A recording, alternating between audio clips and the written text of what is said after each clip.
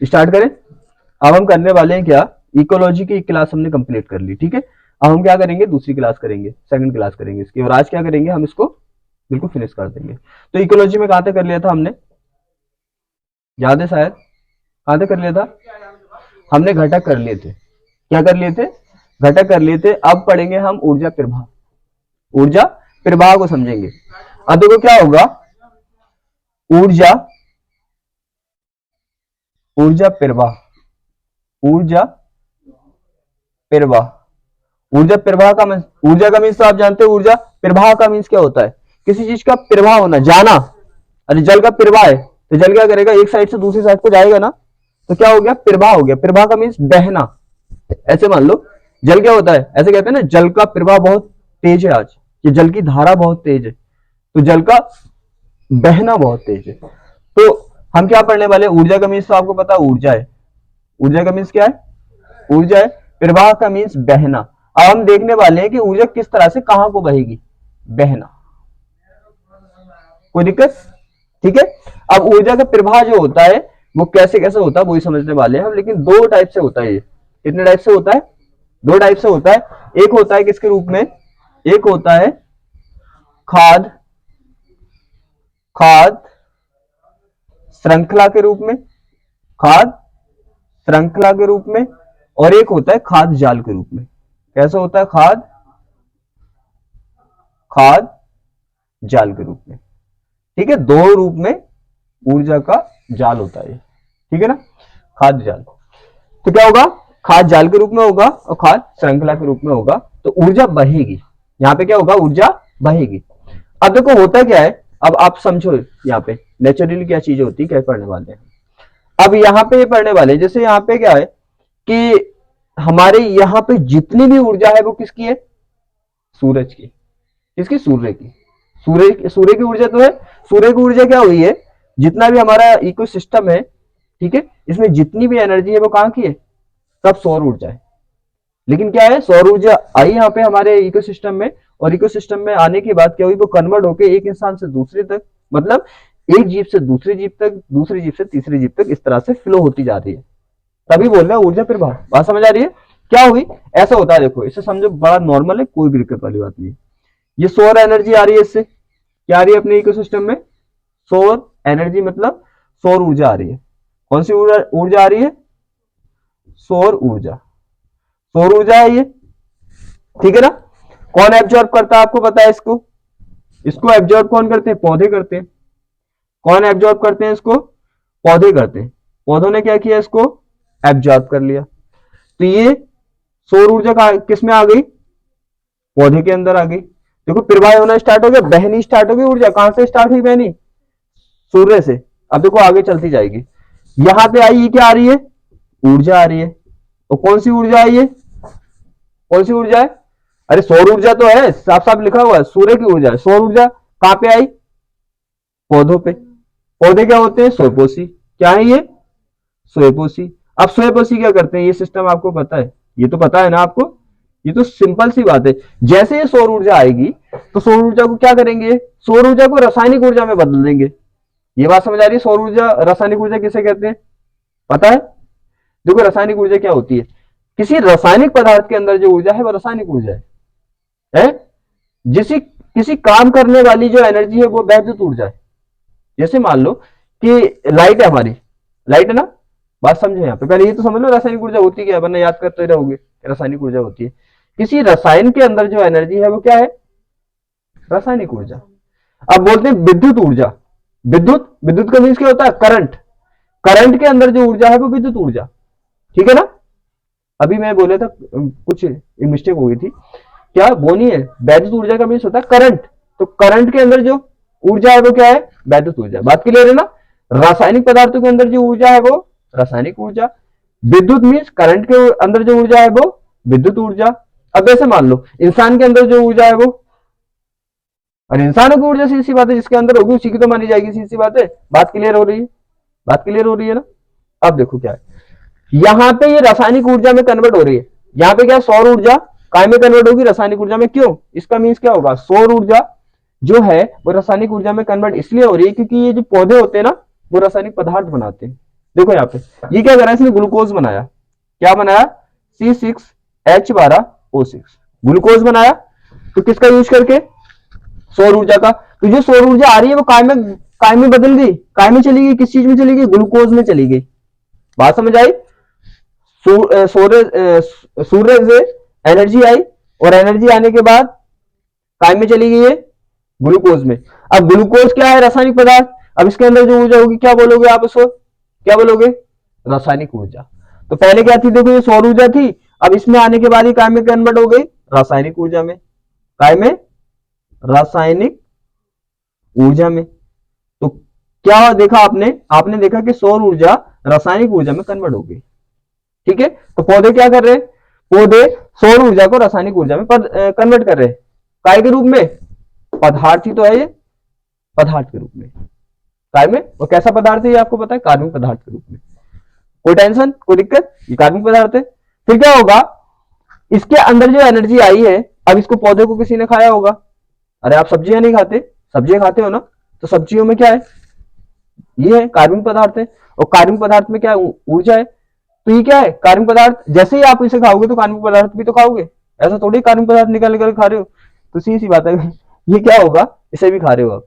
तो क्या होगा, ये कार्बनिक पदार्थ नेस्ट में चला गया, किस में चला गया, नेस्ट में चला गया। ये क्या होते हैं, स्वपोषी, किस में चला जाएगा, किसी परपोषी में चला जाएगा, परपोषी में चला जाएगा ना, परपोषी में चला गया, परपोषी, परपोषी में चला गया।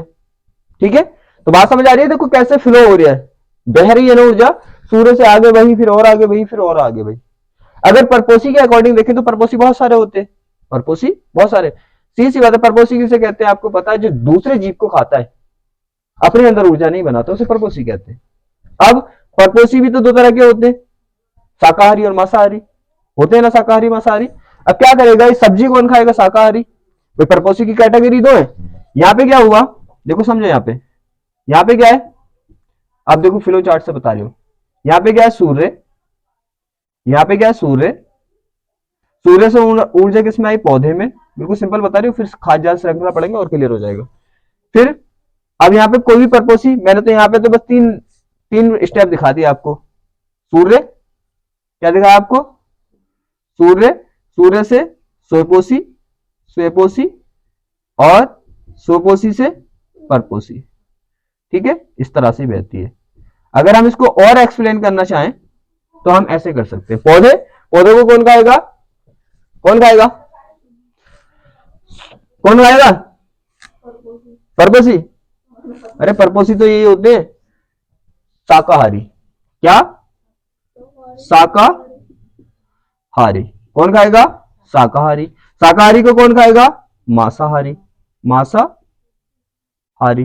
देखो चल रहा है ना, एनर्जी यहाँ सूर्य पे थी, फिर सूर्य से पौधे में पहुंची, पौधे से शाकाहारी में पहुंची, शाकाहारी से किस में पहुंची, मांसाहारी में। लेकिन किस रूप में, कार्बनिक पदार्थ के रूप में।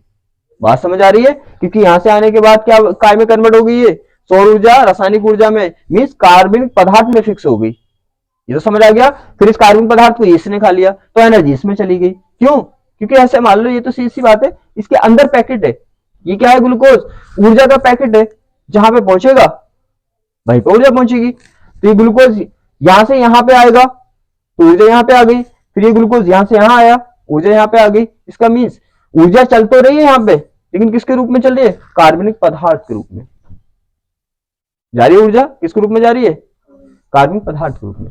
शायद आपको क्लियर हो गया होगा ऊर्जा प्रवाह क्या होता है। ये होता है ऊर्जा प्रवाह। अगर इसकी डेफिनेशन लिखे तो, डेफिनेशन लिखे तो देखो, आप लिखेंगे डेफिनेशन, ऊर्जा, ऊर्जा प्रवाह, प्रवाह, ऊर्जा प्रवाह क्या होता है। देखो अब हम इसकी डेफिनेशन लिखने वाले, लिखेंगे हम पारितंत्र, पारितंत्र, पारितंत्र को ऊर्जा मुख्य रूप से क्या होता है, सौर ऊर्जा के रूप में प्राप्त होती है। क्या ये लाइन में नहीं समझा चुका हूं? मैं समझा चुका हूं ना भाई। हमारा पूरा पारितंत्र है, ये क्या है पूरा हमारा, यहां से क्या शुरू हो गया, यहां से क्या शुरू हो गया हमारा पारितंत्र। तो देखो पारितंत्र में क्या है, ऊर्जा क्या है, कहां से आ रही है, सूर्य से। ये जो लिखा है पारितंत्र को ऊर्जा मुख्य रूप से सौर ऊर्जा के रूप में प्राप्त होती है। देखो प्राप्त हो रही है सौर ऊर्जा में, प्राप्त हो रही है ना। आगे देखो सौर ऊर्जा, ऊर्जा का उपयोग, उपयोग हरे हरे हरे पादप या पौधे, पौधे पौधे ही कर सकते हैं, कर सकते हैं। अब आएगा देखो उत्पादक हरे हरे पौधे क्या करेंगे, देखो प्रकाश, प्रकाश संश्लेषण, संश्लेषण की क्रिया द्वारा सौर सौर ऊर्जा को, ऊर्जा को रासायनिक, रासायनिक ऊर्जा, ऊर्जा में बदलते, बदलते, हाँ बदलकर, बदलकर कार्बनिक, कार्बनिक पदार्थों, पदार्थों के रूप में संचित, संचित करते हैं, संचित करते हैं। देखो यहां पे लाइन का मतलब समझ लो। तो ये वाली लाइन यहां तक समझ आ गई। मैंने बोला कि रटना नहीं है, आप अपनी लैंग्वेज में लिख सकते हो, लिख सकते हो ना, मैं बोल दूंगा देखो और भी सिंपल लैंग्वेज। अभी तो मैं समझा रहा हूं आपको, ये लाइन समझ आ गई। अब उसने बोला देखो सौर ऊर्जा का उपयोग हरे पादप ही कर सकते हैं। ये आपको पता है, सौर ऊर्जा अपने लेते हैं उपयोग, डायरेक्टली अपने तो नहीं कर सकते उसका यूज, पहले पौधों ने किया होगा, फिर पौधों को अपनों ने खाया होगा। तो यही लिख रखा है, सीधी बात नहीं कर सकते। अब देखो क्या हुआ, उत्पादक, उत्पादक जो होते हैं, जो हरे पौधे होते हैं उनको उत्पादक बोलते हैं, मैं बताऊंगा क्यों। प्रकाश संश्लेषण की क्रिया द्वारा सौर ऊर्जा को रासायनिक ऊर्जा में बदलकर कार्बनिक पदार्थों के रूप में संचित करते हैं। मैंने अभी बताया था हरे पौधे क्या करते हैं, सौर ऊर्जा को एब्जॉर्ब करते हैं और कायम में ये ग्लूकोज किसकी रिएक्शन में बनता है, प्रकाश संश्लेषण की, उसे कार्बनिक पदार्थ में बदलते हैं। ये लाइन क्लियर है ना। आगे देखो अब लिखेंगे हम खाद, खाद पदार्थ के रूप में ऊर्जा उत्पादक, उत्पादक से विभिन्न, विभिन्न स्तर के, स्तर के उपभोक्ताओं, उपभोक्ताओं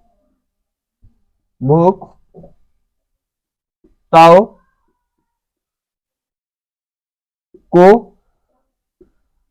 प्राप्त होती है, होती है। ये लाइन में समझ आ गई ना। तुम्हें पता है क्या होगा, खाद्य पदार्थों के रूप में ही तो ऊर्जा क्या होती है, विभिन्न स्तर के उपभोक्ता, ये सब क्या है, उपभोक्ता है सब।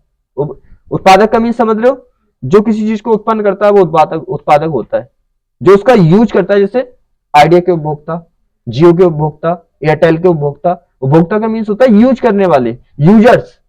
इंग्लिश में क्या बोलते हैं उपभोक्ता को, यूजर्स। यूजर्स एकदम समझ में आ रहा होगा, यूज करने वालों को यूजर्स बोलते हैं। तो यहाँ पे देखो क्या है, ये सब यूजर्स ही तो है। जो ऊर्जा इसने उत्पादन किया है, बनाया है, उसका यूज ही तो कर रहे हैं ये सब क्या हुए, यूजर्स हुए। अब उसने बोला है क्या, विभिन्न स्तर। विभिन्न स्तर का मीन्स अलग अलग ना हुए, एक स्तर शाकाहारियों का एक स्तर हो गया, मांसाहारियों का एक स्तर हो गया। इसके बाद एक सर्वाहारी भी आता है। क्या आता है? सर्व आहारी, आहारी। देखो अलग अलग स्तर नहीं हो गए, अलग अलग स्तर हो गए ना। ये शाकाहारियों का स्तर, ये मांसाहारियों का स्तर, ये सर्वाहारियों का स्तर। तो अलग अलग स्तरों में पहुंच रही है ना, ये हमने लिखा है। स्तरों उपभोक्ताओं को प्राप्त होती है।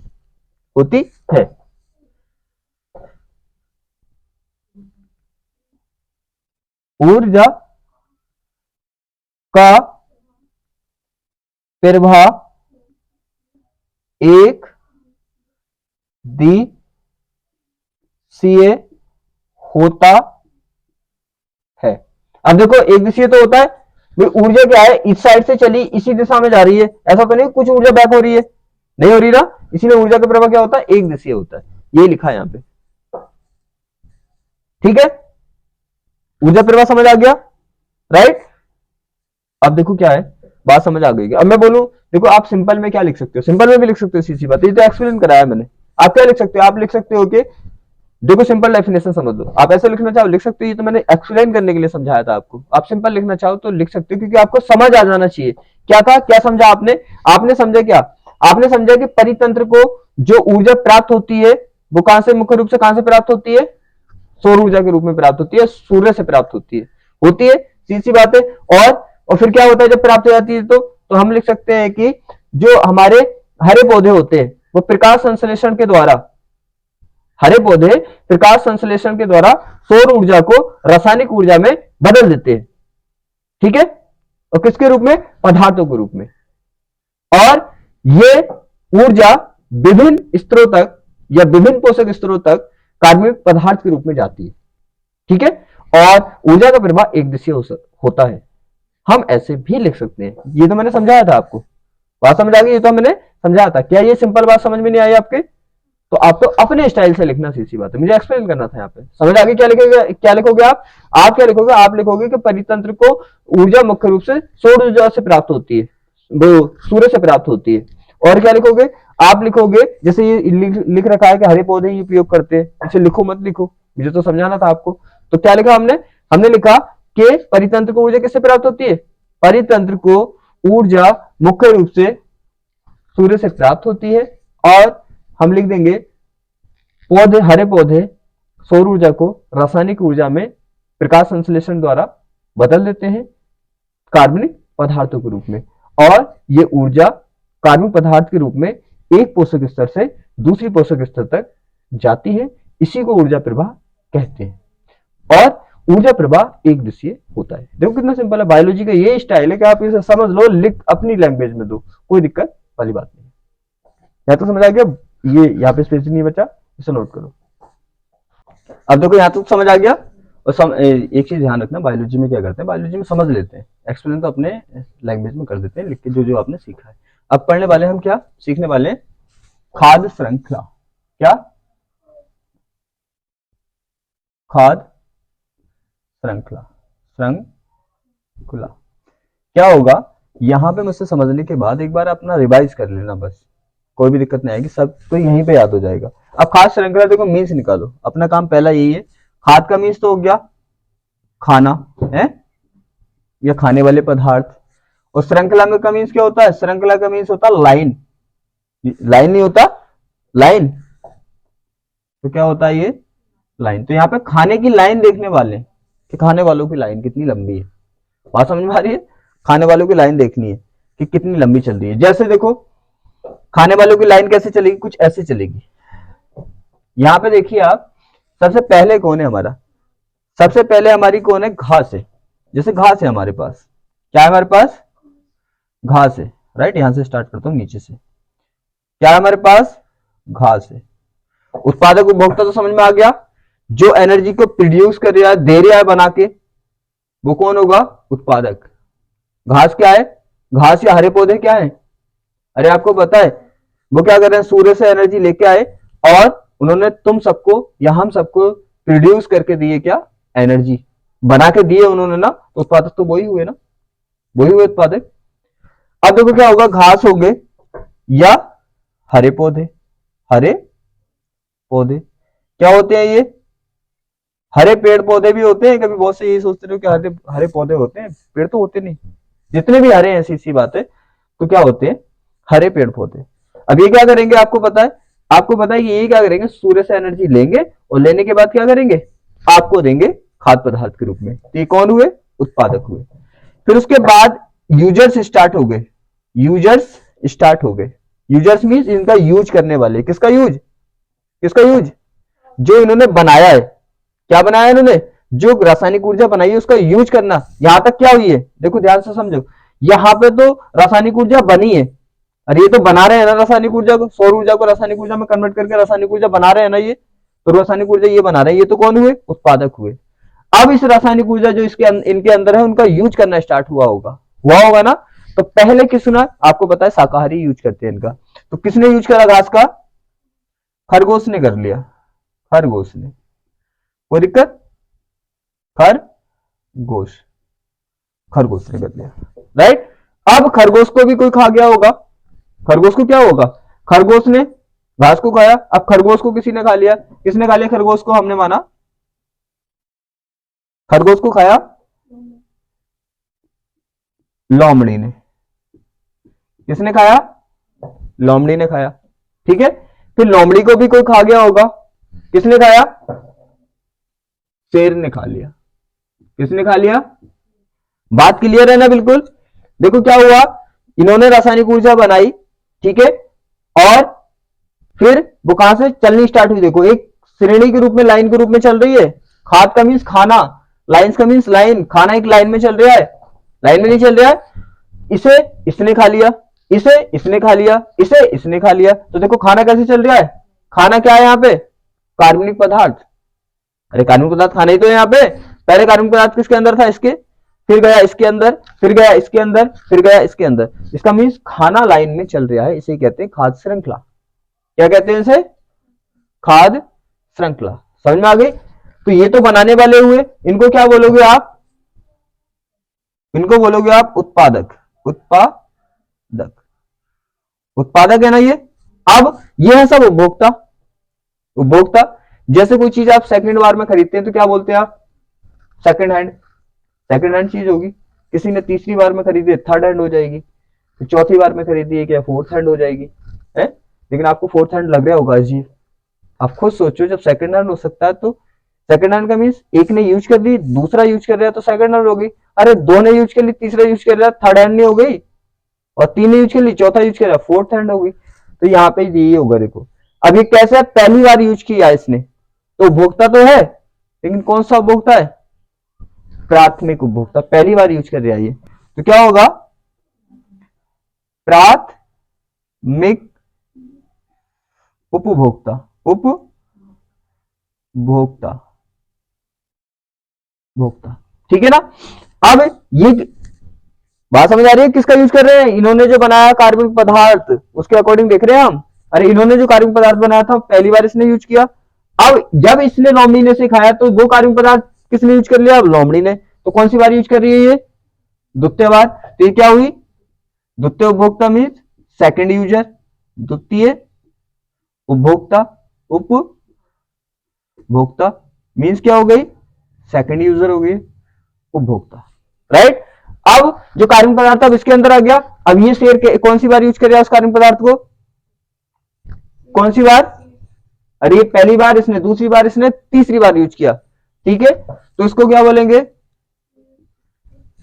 या तो हम इसको क्या बोल सकते हैं, तृतीय उपभोक्ता बोल सकते हैं, या शीर्ष उपभोक्ता बोलते हैं। शीर्ष का मतलब फिर इससे ऊपर कोई यूज नहीं करेगा, समझ आ रहा है, फिर इससे ऊपर कोई भी यूज नहीं करेगा। तो इसको बोल दो क्या, तृतीय उपभोक्ता, क्या बोल दो इसको, तृतीय उपभोक्ता, उपभोक्ता, भोक्ता बोल दो, या शीर्ष उपभोक्ता। शीर्ष का मीन्स सबके सिर पे खड़ा है ये, शीर्ष उपभोक्ता, उपभोक्ता। बताओ कोई दिक्कत आई इसमें, नहीं ना। अब देखो ये उपभोक्ता के अकॉर्डिंग क्लियर हो गया, क्लियर हो गया ना। अब निकालते हैं पोषण स्तर पे, किस पे, पोषण स्तर पे। तो ये कौन सा पोषण स्तर है, ये प्रथम पोषण स्तर है। क्यों, क्योंकि जो एनर्जी आई है वो सबसे पहले पालन पोषण किसका किया है उसने, जो एनर्जी आई सूर्य से, पालन पोषण किसका किया उसने सबसे पहले? अरे पौधों का ही तो किया है। ना पौधों को वो एनर्जी मिलती ना पौधे जिंदे रहते। तो पालन पोषण किसने, जो एनर्जी सूर्य से आई है उस एनर्जी ने सबसे पहले किसका पालन पोषण किया है? इसका, पौधों का। तो ये क्या हुए कि प्रथम पोषक स्तर, क्योंकि प्रथम पोषक स्तर, तो क्या होगा? प्रथम पोषण स्तर। कोई दिक्कत? अब देखो क्या होगा, फिर उसी एनर्जी ने सेकंड बार में इसका पोषण, पालन पोषण किया है आके, वरना ये भी मर जाता। तो क्या होगा? द्वितीय द्वितीय पोषण को कॉपी कर रहे हो, पोषण स्तर। अब उसी एनर्जी ने फिर इसका पालन पोषण किया, तो ये क्या हो गया? तृतीय पोषण स्तर। फिर क्या हो गया? फिर उसी एनर्जी ने इसका पालन पोषण किया आके, ये क्या होगा? चतुर्थ पोषण स्तर। इसको दिखाते हैं हम T1 से, इसको दिखाते हैं T2 से, इसको दिखाते हैं T3 से, इसको दिखाते हैं T4 से। देखो शायद A to Z समझ आ गया होगा, मैंने बहुत ही इजी लैंग्वेज में समझाने की आपको कोशिश की। ये हो गया। अब खास श्रृंखला की डेफिनेशन क्या लिख सकते हो आप? क्या लिख सकते हो? अरे सीधी सी बात है, क्या होगा? हम लिख सकते हैं कि भाई, बिल्कुल अपने को सिंपल भाषा में लिखना, हम लिख सकते हैं कि हर एक जीव ऊर्जा के लिए या भोजन के लिए दूसरे पे डिपेंड होता है? और एक जीव दूसरे जीव से अपना भोजन प्राप्त करता है। देखो ये तो दिख रहा है, क्या ये सब क्या है? सब भोजन के लिए क्या है? एक दूसरे पे डिपेंड है ना। और एक जीव दूसरे जीव से प्राप्त कर रहा है ना भोजन, इसी को क्या बोलते हैं? खाद्य श्रृंखला। बिल्कुल सिंपल लैंग्वेज, जो यहाँ पे समझो वही लिखा करो, ठीक है ना। तो क्या लिख सकते हैं हम? परितंत्र में प्रत्येक जीव भोजन के लिए एक दूसरे पर डिपेंड करते हैं या निर्भर होते हैं, ठीक है। एक जीव अपना भोजन दूसरे जीव से प्राप्त करते हैं, तो इसी को क्या बोलते हैं? खाद्य श्रृंखला। जो आपको दिख रहा है, देखो भाई, एक दूसरे पे डिपेंड नहीं कर रहे भोजन के लिए, कर रहे हैं ना। और ये क्या, पहले तो ये समझो, ये पूरा क्या है? परितंत्र। परितंत्र में क्या हो रहा है? देखो एक जीव दूसरे जीव पे डिपेंड कर रहा है भोजन के लिए, ये बात क्लियर हो गई। अब क्या होगा? ऊर्जा के लिए एक जीव दूसरे जीव पे क्या कर रहा है? खाना किससे प्राप्त कर रहा है? एनर्जी किससे प्राप्त कर रहा है? एक जीव दूसरे जीव से एनर्जी प्राप्त कर रहा है। जैसे इसने इससे प्राप्त कर ली, इसने इससे प्राप्त कर ली, इसने इससे प्राप्त कर ली। डेफिनेशन लिख दे। अब क्या लिखेंगे? हम लिखेंगे परितंत्र में, परितंत्र में क्या? प्रत्येक जीव किसके लिए? भोजन के लिए, भोजन और ऊर्जा के लिए। भोजन लिख देना, ऊर्जा लिख देना, बात एक ही है, क्योंकि तुम्हें पता जहां भोजन होगा वहां ऊर्जा होगी, जहां ऊर्जा होगी वहां भोजन होगा। तो क्या होगा? भोजन या ऊर्जा के लिए क्या होते हैं? लिए एक दूसरे पर निर्भर होते हैं। निर्भर होते हैं ना, एक जीव निर्भर होते हैं, बात क्लियर हो गई। अब क्या होगा? एक जीव दूसरे जीव से या अन्य जीव से, दूसरे जीव से क्या करता है? भोजन प्राप्त करता है। भोजन क्या करता है? प्राप्त करता है, प्राप्त करता है। और इसे क्या बोलते हैं? इसे खाद्य श्रृंखला कहते हैं। बताओ क्या क्या दिक्कत है इसमें? जो समझा हमने यही समझा कि परिस्थिति तंत्र में सब जीव भोजन के लिए एक दूसरे पर निर्भर करते हैं, वही लिख दिया। और हमें पता है एक जीव दूसरे जीव से भोजन प्राप्त करता है, देखो वही लिख दिया, बात खत्म। तो ये हो गया हमारा खाद्य श्रृंखला। नोट करो इसे। आप देखो यहां तो समझ आ गया। अब करना हमें क्या? अब करना हमें खाद्य जाल। देखो तुम्हें एक बात बताओ, पहले मैं हेडिंग डाल देता हूं, खाद्य जाल। खाद्य जाल, जाल कैसा होता है? जाल देखा तुमने सबने? अरे एक दूसरे से जुड़े होते हैं ना सब, देखो ऐसा होता है जाल कुछ। ये तुमने देखा होगा ना, ऐसे करके मैं ऐसे बना रही हूँ, कभी सोचो ऐसे क्या ये जाल सा बना रही हूँ, जाल नहीं बना रही, क्योंकि जाल में से बनेगा नहीं। ऐसे होते हैं ना, अरे तो तुम्हें पता है, इतना तो जानते हो तुम। मतलब ऐसे करके मेरे पार्ट से होते हैं, उसमें एक दूसरे जुड़े होते हैं, उसे कहते हैं जाल। ऐसी तो होता है जाल, देखो बहुत सी चीजें। तो देखो क्या है, बहुत सारी चीजें जुड़ी होती है तो उससे बोलते हैं जाल। लाइन और श्रृंखला तो समझ रहे हो, श्रृंखला एक के बाद एक आ रहा है तो उसे क्या बोलते हैं, लाइन या श्रृंखला। ऐसे बोलते हैं ना। जाल का मीन्स बहुत सारे एक दूसरे से जुड़ जाएंगे। देखो ये इससे जुड़ गया, इससे जुड़ गया, इससे जुड़ गया, ये जाल हो गया। बिल्कुल सेम कंडीशन यहीं पे लगनी है। खाद श्रृंखला आप पढ़ चुके हैं जिसमें लाइन में लगे होंगे, तो खाद जाल में क्या होगा, बहुत से एक दूसरे से कनेक्टेड होंगे। ठीक है, जैसे देखो हमारे पास पौधे हैं। क्या है हमारे पास, पौधे हैं। इस पौधे को कौन खा सकता है भाई, हिरण खा सकता है। क्या, हिरण खा सकता है। चलो फिर कौन खा सकता है इसको, और हिरण को कौन खा लेगा, शेर खा जाएगा। कौन खा जाएगा, शेर खा जाएगा। ठीक है। अब देखो क्या है, पौधे को और कौन खा सकता है, खरगोश भी खा सकता है। कौन खा सकता है, खरगोश खा सकता है। खरगोश को और कौन खा सकता है, इसी बात है, लोमड़ी खा सकती है। लोमड़ी खा सकती है। और लोमड़ी को कौन खा सकता है, शेर खा सकता है। कोई दिक्कत, आगे देखो। अब इसे कौन खा सकता है, बकरी खा सकती है। बकरी खा सकती है ना। बकरी को कौन खा सकता है, शेर खा सकता है ना। देखो शेर खा सकता है। ठीक है।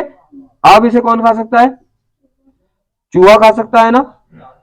अब चूहे को कौन खा सकता है, सांप खा सकता है। सांप खा सकता है। सांप को कौन खा सकता है, कौन खा सकता है, मोर खा सकता है। ठीक है, ये है ना। अब देखो और कीड़े खा सकते हैं इसको, कीड़े खा सकते हैं ना। और कीड़ों को कौन खा सकता है, मेंढक खा सकता है। मेंढक, अब मेंढक को कौन खा सकता है, देखो चील खा सकती है। कौन खा सकती है, चील खा सकती है। मेंढक को सांप भी तो खा सकता है। ठीक है, खा सकता है ना। अब मोर को कौन खा सकता है, चील को मोर भी तो खा सकता है। तो देखो ये एक खास श्रृंखला ये है एक खास श्रृंखला ये है, एक खास श्रृंखला ये है, लेकिन क्या है देखो आपस में कनेक्टेड भी तो है। वैसे तो खास श्रृंखला एक ये है, ये वाली खास श्रृंखला ये है, ये वाली खास श्रृंखला ये है, ये वाली खास श्रृंखला ये है, ये वाली खास श्रृंखला ये है, लेकिन ये खास श्रृंखला आपस में क्या हो रही है, कनेक्ट भी तो हो रही है ना। तो इसको अब हम खास जाल बोलेंगे। समझ में आया, समझ में आ गया ना, सिंपल सी बात है। अब क्या लिख देंगे हम, क्या होता है परितंत्र में, क्या देखो ये परितंत्री तो है पूरा, इसमें क्या है बहुत सारी खास श्रृंखलाएं दिख रही है ना, बहुत सारी खास श्रृंखलाएं दिख रही है। तो अब लिखेंगे हम, देखो इसी को कनेक्ट अगर करते हैं तो क्या बोलते हैं, खाद जाल। क्या लिखेंगे हम लिखेंगे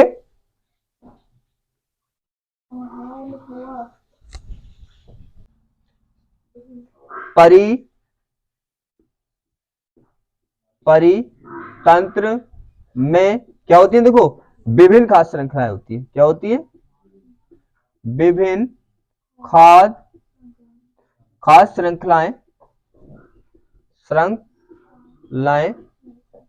होती है, होती है। ठीक है ना, होती है। और हम लिख देंगे खास श्रृंखलाएं मिलकर, खाद खास श्रृंखलाएं मिलकर क्या बनाती है, मिलकर खाद खाद जाल जाल बनाती है। बताओ इसमें क्या भारी है, आपको दिख रहा है ना, तुम्हें दिख रहा है ना कि ये क्या है पूरा, ये अपना पूरा क्या है, पारितंत्र है ना। क्या है, पारी पारितंत्र है, ये पूरा क्या है, अरे इसको पारितंत्र है, ये पारितंत्र है ना। अब आपको बताइए पारितंत्र, पारितंत्र में दिख रही है आपको बहुत सारी क्या होती है, खास श्रृंखलाएं होती है, और ये सब देखो आपस में मिलकर क्या बना रही है, खास जाल बना रही है, यही हमने लिखा है। ठीक है, जल्दी नोट करो। अब यहां तक सबको समझ आ गया। अब इसमें से क्या है कि मैं पूरा जो हमारा चैप्टर उसका एक्सप्लेन कर रहा हूँ। यहाँ पे अगर छोटे छोटे क्वेश्चन बनते हैं तो सीधी सी बात है, आप उसको एक बार रीड कर लेना। जैसे उसने पूछा कि उत्पादक किसे कहते हैं, तो आपने जो भी पढ़ा है मैंने सिखाया है कि उत्पादक किसे कहते हैं। उत्पादक क्या होते हैं, हरे पौधे क्या होते हैं, उत्पादक होते हैं, सीधी सी बात है। और वो क्या करते हैं, प्रकाश संश्लेषण के द्वारा सौर ऊर्जा को रासायनिक ऊर्जा में परिवर्तित करते हैं और रासायनिक पदार्थ बनाते हैं जो क्या होता है अन्य के लिए ऊर्जा प्रदान करते हैं। ठीक है, तो सीधी बात है, किसी के डेफिनेशन का मीन्स ये होता है जो आपने उसके बारे में सीखा है वो आप इजीली अपनी लैंग्वेज में लिख सकते हैं। अब हमारा बचा है यहाँ पे पिरामिड। क्या बचा है? पिरा। अब देखो इसे सीखना है और चैप्टर इसके बाद क्लोज हो जाएगा। पिरामिड। अब देखो पिरामिड क्या होते हैं? पिरामिड, हाँ पिरामिड ये होता है पिरामिड। ठीक है, पिरामिड। अब देखो पिरामिड क्या होते हैं? पिरामिड जो होते हैं तो एक पोषक स्तर और दूसरी पोषक स्तर, एक पोषक स्तर और दूसरी पोषक स्तर के बीच जो हम एक संबंध दिखाते हैं, क्या दिखाते हैं? एक संबंध दिखाते हैं, उसे बोलते हैं पिरामिड। क्या में दिखाते हैं? एक चित्रण में, एक चित्र बना के, एक चित्र बना के दिखाते हैं। जैसे देखो क्या होगा, हम अगर ऊर्जा का पिरामिड निकाले, पिरामिड हम भार का भी निकाल सकते हैं, पिरामिड हम संख्या का भी निकाल सकते हैं, पिरामिड हम ऊर्जा का भी निकाल सकते हैं। इसका मीन्स एक ऊर्जा, एक स्तर, एक पोषक स्तर और दूसरी पोषक स्तर के बीच हम संबंध दिखाएंगे। जैसे ऊर्जा में संबंध दिखाए हम, जैसे हमारे पास कितने पोषक स्तर है? फर्स्ट यहां पे था, सेकंड यहां पे, थर्ड यहां पे और फोर्थ यहां पे, राइट। अब हम किसका पिरामिड दिखा रहे हैं? ऊर्जा का। किसका पिरामिड दिखा रहे हैं? ऊर्जा का। अब यहाँ पे समझना आप क्या मीन्स क्या होता है पिरामिड का। यहाँ पे पोषक स्तर होंगे, अब हमें दिखाना है किसका पिरामिड? ऊर्जा का। तो हम ये दिखाएंगे कि इसकी पोषक स्तरों की जो ऊर्जा है उसमें क्या कोरिलेशन है, क्या संबंध है, क्या ऊर्जा घट रही है, क्या ऊर्जा बढ़ रही है, किस पोषक स्तर की ज्यादा है, किस पोषक स्तर की कम है। बात समझ में आ गया? पिरामिड का मतलब क्या होता है? हम रेखीय चित्रण से दिखाते हैं, एक चित्रण से दिखाते हैं क्या? पोषक स्तरों के बीच संबंध। अब वो संबंध किसी का भी हो सकता है, जैसे हम ऊर्जा का दिखा रहे हैं तो हम ये दिखाएंगे किस पोषक स्तर की ऊर्जा कितनी है, किसकी ज्यादा है, किसकी कम है। संख्या का दिखाएंगे तो क्या लेंगे? हम देखेंगे किस पोषक स्तर में ज्यादा संख्या है, किस पोषक स्तर में कम संख्या है। भार का दिखाएंगे तब भी हम ये देखेंगे कि किस पोषक स्तर का भार ज्यादा है, किसका कम है। जैसे ऊर्जा का निकाले हम, तो आपको पता है सबसे ज्यादा ऊर्जा फर्स्ट पोषक स्तर में होती है। एक रूल्स आपने 10% वाला पढ़ा होगा, मैंने बताया था कि जैसे मान लो कि 100 जूल क्या हुई? 100 जूल 100 जूल ऊर्जा किसी पौधों में आई, मतलब उत्पादक में आई। तो क्या होता है? 90% ऊर्जा क्या कर लेता है ये? 90% ऊर्जा यूज कर लेता है, 10% आगे वाले को दे देता है। क्या करता है? 10% आगे वाले को दे देता है। बात समझ आई? क्या थी? इसके पास हमारे क्या है? पौधे हैं, मान लो क्या है हमारे पास? पौधे हैं। पौधों ने कितनी जूल एनर्जी ली? बनाई 100 में क्या करेंगे? 90% ऊर्जा का यूज कर लेंगे, 10% अगले वाले पोषक स्तर को दे देंगे। जैसे यहां पे देखो, यहां पे देखना आप, ये पहला पोषक स्तर है पौधों वाला, समझ में तो आ रहा है किसका है? पौधों वाला। अब इसमें 10,000 जूल एनर्जी है। कितनी? 10,000 जूल एनर्जी है। अब आपको बताइए ये केवल 10% आगे देंगे। कितनी देंगे? 10% आगे देंगे और 90% यूज कर लेंगे। अब इसका 10% कितना होगा? 10% आपको पता है 1,000। तो अगले वाले पोषक स्तर को कितना दे देंगे? ये 1,000। अगले पोषक स्तर में कितनी एनर्जी जाएगी? 1,000। 1,000 तो जाएगी, 10% नहीं निकाल सकते तुम, 10% जाएगी अगले में। 10 से गुणा कर दो, 100 से भाग कर दो, 1,000 होगी ना। अब ये वाला पोषक स्तर क्या करेगा? ये भी 10% आगे वाले को देगा, क्योंकि अपने पोषक स्तर से अगले पोषक स्तर को 10% देते हैं, ओनली 90% यूज कर लेते हैं। तो यहां पे समझ आया कितनी बची इसने दी? 1,000। अब 1,000 में क्या होगा? फिर ये 10% आगे वाले को देगा, 90% यूज कर लेगा, तो यहाँ पे कितनी बचेगी? 100 बची ना। फिर आगे फिर क्या करेगा? फिर ऐसे ही होगा, तो क्या होगा? आगे कितनी बचेगी? 10 बचेगी। तो एनर्जी क्या होता है? देखो ये पोषक स्तरों की एनर्जी का संबंध दिखाने वाले हैं। क्या दिखा रहे हैं हम? ऊर्जा पिरामिड का मतलब होगा कि जो पोषक स्तर है इनकी जो एनर्जी में कोरिलेशन है, किसकी ज्यादा है किसकी कम है, वो संबंध दिखाने वाले हैं। तो सबसे ज्यादा किसकी है? नीचे वाले की है ना। ऊपर वाले की क्या है? और कम है। देखो उससे ऊपर वाले की और कम है, उससे ऊपर वाले की और कम है। ठीक है, बात समझ आ रही है? इसको हम ऐसे भी बना सकते हैं और इसको ये कौन सा हो गया फर्स्ट पोषक स्तर T1, T2, T3 और T4। इसको हम ऐसे भी बना सकते हैं, ऐसे करके देखो, इसको हम ऐसे भी बना सकते हैं 1, 2, 3 और 4 हो गया ना। देखो सबसे ज्यादा किसकी, सबसे ज्यादा एनर्जी T1 की, फिर उससे कम T2 की, फिर उससे कम T3 की, फिर उससे कम T4 की। बात समझ आ गई पिरामिड क्या होते हैं। अब ले भार के अकॉर्डिंग, किसके लिए, भार के अकॉर्डिंग। तो परितंत्र में सबसे ज्यादा देखो, इसमें सब क्या आ जाएंगे, आपको पता है पौधे आ जाएंगे, इसमें सब पौधे आ जाएंगे इसमें, ठीक है ना। फिर इसमें जो भी हमारे क्या होंगे, शाकाहारी आ जाएंगे। सेकंड वाले में कौन से आते हैं, शाकाहारी आते हैं ना। फिर उसके बाद इसमें क्या आएंगे, तृतीय उपभोक्ता आ जाएंगे, फिर चतुर्थ उपभोक्ता आ जाएंगे, ठीक है ना।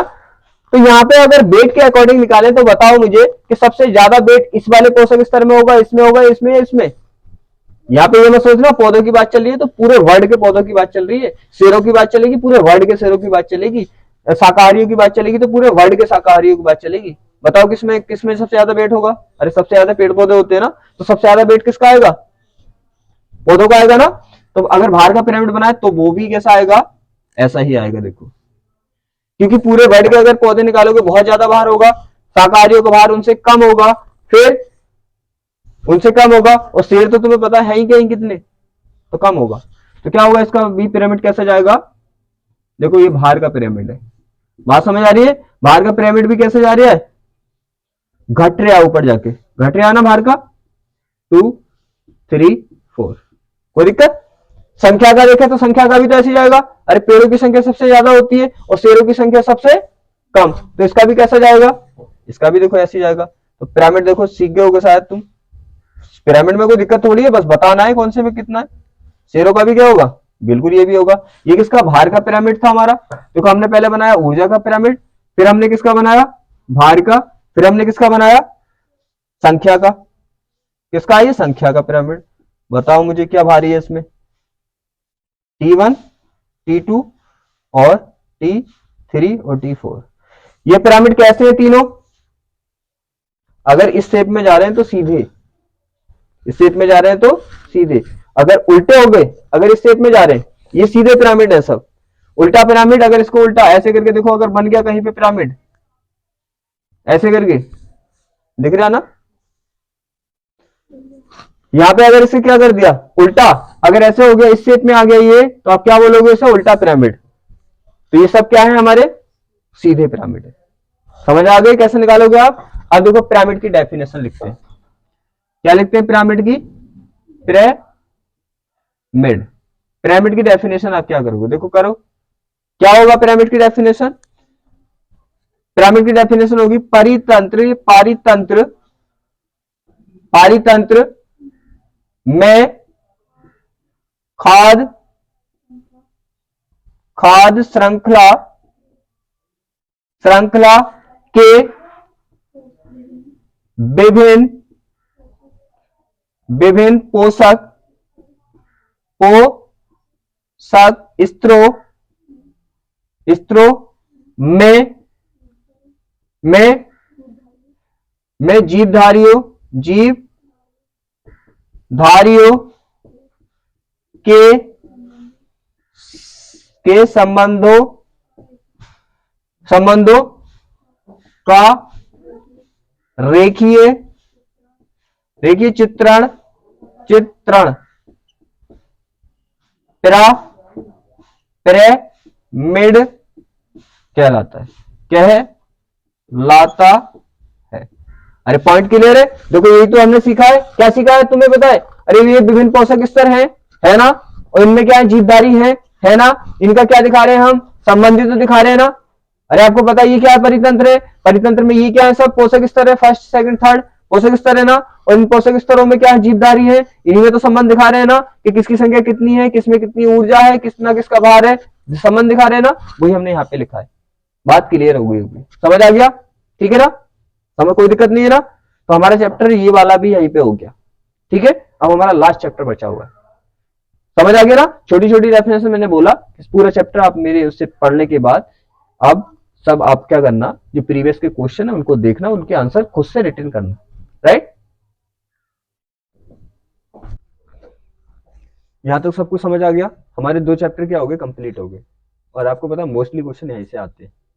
अब ये लास्ट चैप्टर जो है ज्यादा बिल्कुल भी हार्ड नहीं है, बिल्कुल इजी है। आप एक बार इसे रीड भी कर लेंगे, जो 2-4 पॉइंट है इसमें इंपॉर्टेंट मैं बताता हूँ। बाकी क्या है, बाकी इजी है। जैसे ये पूछेगा विलुप्त प्रजातियां कौन सी होती है, विलुप्त प्रजातियां कौन सी होती है, या जैव विविधता क्या होती है, संरक्षण क्या होता है, किसी जाति को कैसे संरक्षित कर सकते हैं, सिंपल सी बात पूछेगा। तो हमारा अगला जो चैप्टर नंबर 3 है अपना, कौन सा चैप्टर नंबर 3? हमारा 3 चैप्टर है जैव जैव विविधता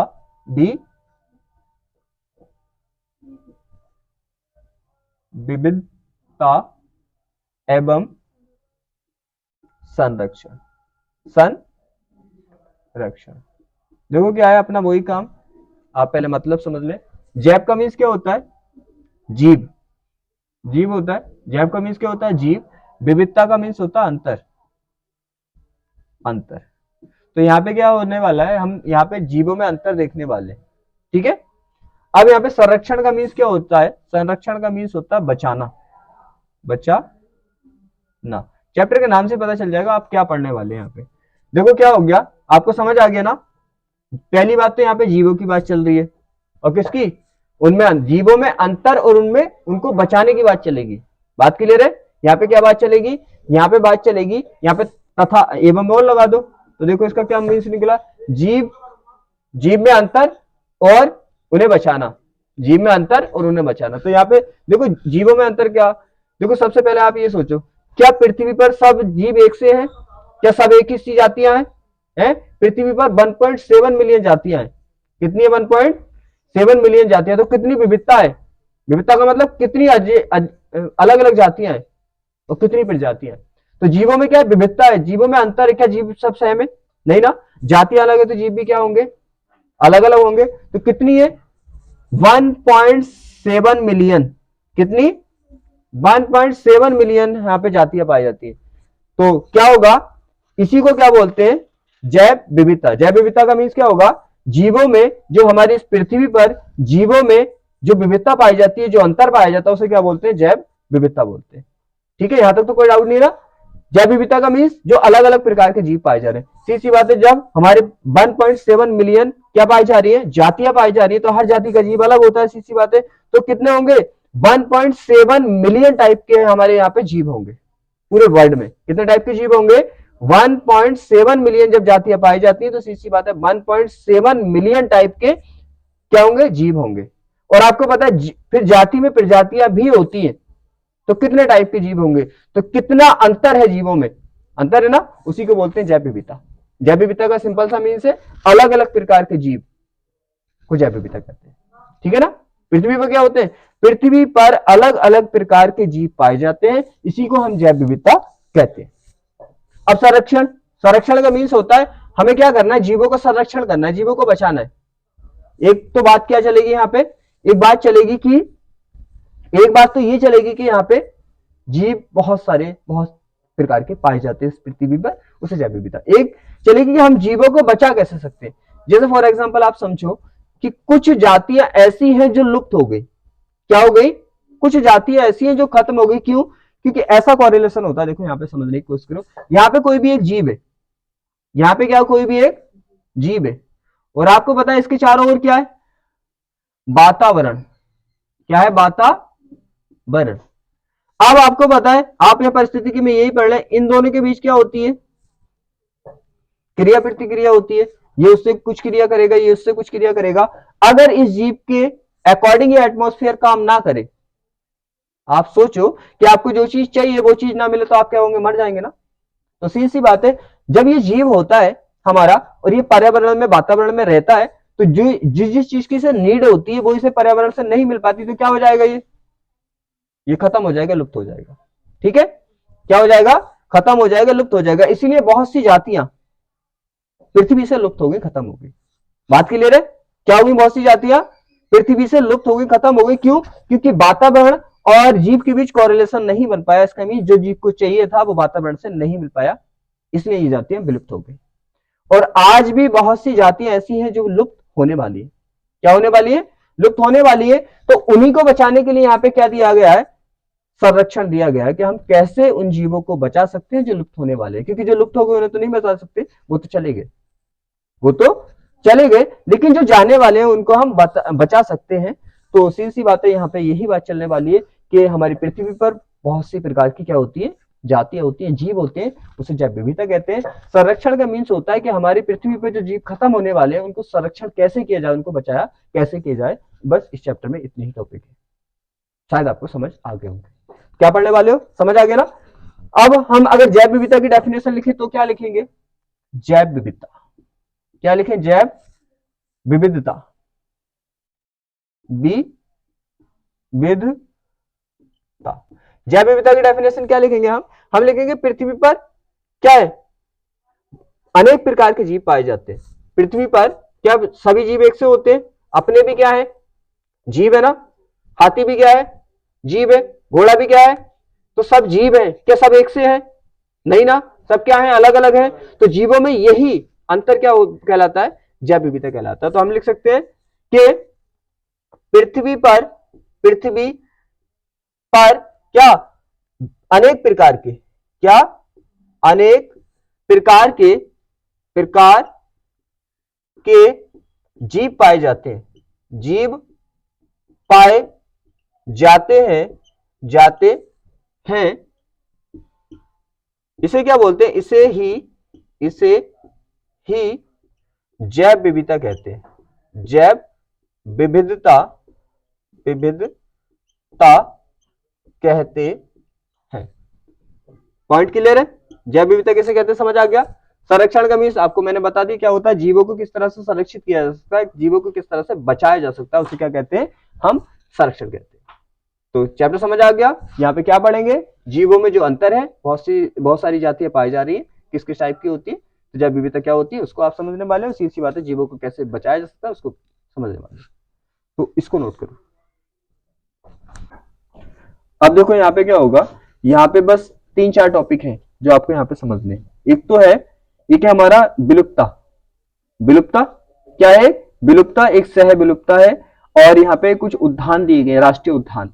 राष्ट्रीय उद्यान का मीन्स समझ रहे हो, जिसमें नई नई प्रजातियां क्या होती है, उगाई जाती हैं, या फिर प्रजातियां जो वन्य जीव है उन्हें संरक्षित किया जाता है, रखा जाता है। तो यहाँ पे ज्यादा चीजें है नहीं, क्या एक हॉट स्पॉट पढ़ोगे, जैव विविधता के हॉट स्पॉट किसे कहते हैं, क्या क्या पढ़ने वाले, देखो यहाँ पे ज्यादा पढ़ना नहीं है आपको। एक तो विलुप्तता पढ़नी है, क्या पढ़नी है, विलुप्तता, ठीक है, या विलुप्तता लिख देना, कोई दिक्कत नहीं है। और एक होगी सह विलुप्तता, सह विलुप्तता, ठीक है। और एक पढ़ेंगे आप क्या, राष्ट्रीय उद्यान, क्या पढ़ेंगे, राष्ट्रीय उद्यान, एक राष्ट्रीय उद्यान पढ़ेंगे आप, ठीक है ना। और एक पढ़ेंगे आप हॉट स्पॉट। ये मैं यहाँ पे ऐसे समझा देता हूं आपको, सीधी बात है, आप इसको कर लेना। 3-4 पॉइंट है, कोई बड़ी बात नहीं है, आप कर सकते हैं। एक बार मैं समझा देता हूं, आप रीड कर लेना, हो जाएगा चैप्टर। यहाँ पे देखो विलुप्तता का मीन्स क्या होता है, विलुप्तता का मीन्स क्या होता है, ऐसी जातियां जो पृथ्वी से क्या हो चुकी है, समाप्त हो चुकी है, खत्म हो चुकी है, उन्हें उसे क्या कहते हैं, विलुप्तता कहते हैं, विलुप्त होगी वो। सह विलुप्तता का मीन्स क्या होता है, सह विलुप्तता का मीन्स होता है जब एक जाति, जैसे मान लो 2 जीव है, यहाँ पे क्या है, 2 जीव है, ये जीव इस जीव पे डिपेंड करता है, अगर ये जीव खत्म हो गए तो साथ में ये जीव भी क्या हो जाएगा, खत्म हो जाएगा। सह का मतलब साझे में, विलुप्त का मतलब गायब हो गए। मैंने बताया नहीं सह का मीन्स, बताया ना स्टार्टिंग में, सह अपने पढ़ा था, सह कुछ ऐसी थे, अलग अलग थे। तो सह का मीन्स क्या होता है, साझे में, विलुप्त का मीन्स गायब हो गए, तो ये साझे में गायब हो गए, मतलब एक साथ गायब हो गए। क्यों, क्योंकि ये जीव इस पर डिपेंड करता, जब ये गायब हुआ तो ये भी गायब हो गया। तो सह विलुप्तता का मीन्स क्या होगा, जब एक जीव या एक जीव की जाति गायब होती है तो उस पर निर्भर दूसरी जीव की जाति भी क्या हो जाती है, समाप्त हो जाती है, इसे कहते हैं सह विलुप्तता। बात समझ आ गई सह विलुप्तता की। विलुप्तता का मीन्स जब जीवों की जाति पृथ्वी से समाप्त हो जाती है, खत्म हो जाती है, उसे विलुप्तता कहते हैं। दोनों पॉइंट समझ आ गए। राष्ट्रीय उद्यान, राष्ट्रीय उद्यान का मीन्स क्या होता है, उद्यान का मीन्स होता है किसी चीज को उगाना, उद्यान का मीन्स समझ रहे हो ना, उद्यान वर्ड का मीन्स देखो, उद्यान मीन्स उगाना, तो किसी उद्यान। राष्ट्रीय का मीन्स नेशनल लेवल पे, नेशनल लेवल पे हम क्या करें, या तो नई जाति को उगाएं, नई जाति बनाएं हम, या फिर जो विलुप्त होने वाली जाति है उनको संरक्षित करें, है, तो ऐसी जगह को राष्ट्रीय उद्यान कहते हैं। अब देखो हॉट स्पॉट क्या होते हैं, हॉट स्पॉट क्या होते हैं, हॉट स्पॉट जो होते हैं जहां पे क्या होती है, विविधता कम हो रही है। जहां पे विविधता खतरे में है का मतलब समझ लो, जैसे बुक में लिखा होता है जहां पे विविधता खतरे में है, खतरे में का मीन्स क्या होगा, कम है विविधता। क्या है विविधता, कम है। तो ऐसे को हॉट स्पॉट कहते हैं।